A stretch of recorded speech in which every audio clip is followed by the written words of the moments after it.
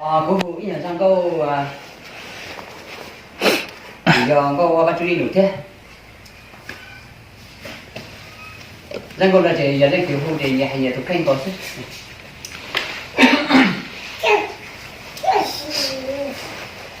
Ô, chạy giữa đâu nó thì mình có sức. Chạy cho tận phân. Có sức phải tôi đi. Chứ chúng mấy cho dựng đầu tuổi là cả. Chuẩn ba sen hóa. Tao cứu sự bao Giêsu, tao kỳ trong du kỳ cho kỳ chúa, kỳ lo của mưa chỉ mua chờ và nghe hô của hô chỉ mua từ phá, vì nó cứu tao cả xe lu. Mùa y tu như tô chi cu chờ cu đi tới cho kê trâu lu giờ Chúa Giêsu tu mùa kê lu cu mùa tan cho cu lu nình đời cu tu khen lu đà lu cho cu tê như thế cu cho xia nô của Chúa Giêsu ôn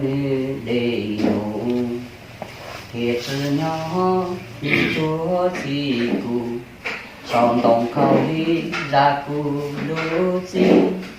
nơi chơi cụ đi hỗ cho kỳ tổ đi kinh cho Chúa kỳ lo của mùa mùa tan cho cụ lu nình đời cụ tu khen lu đà lu rô cụ tê như thế cụ cho xia nô cụ cho Giêsu ôn đầy đủ thiệt sự nhỏ như tổ chỉ cụ song đồng khẩu ly ra cụ lô chi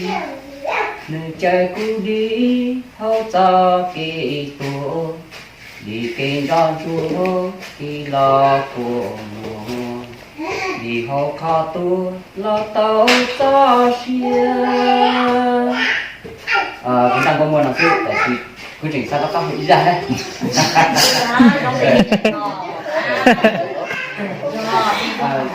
ra con ra huấn đây là gì câu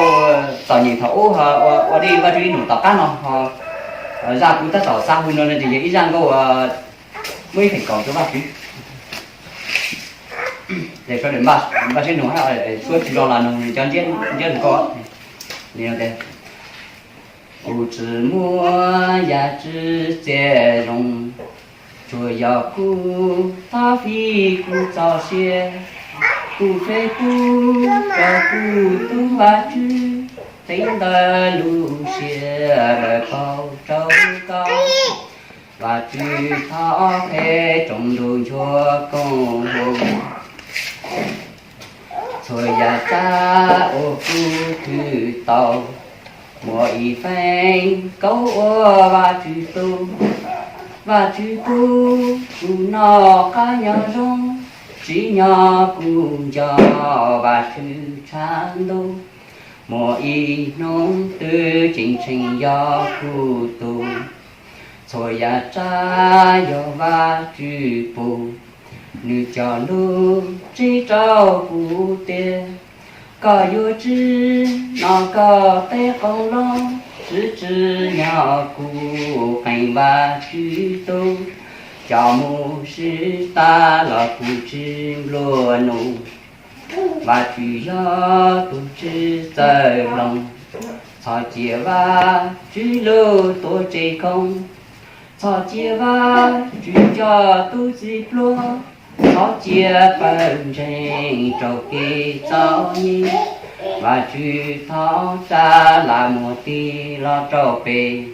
và chữ thọ cha là một tí lo xe bề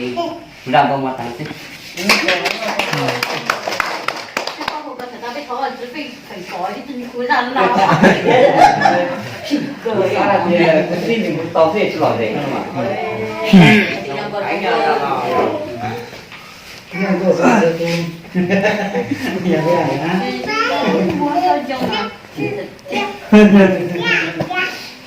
Khó lên kìa, mình ra một con.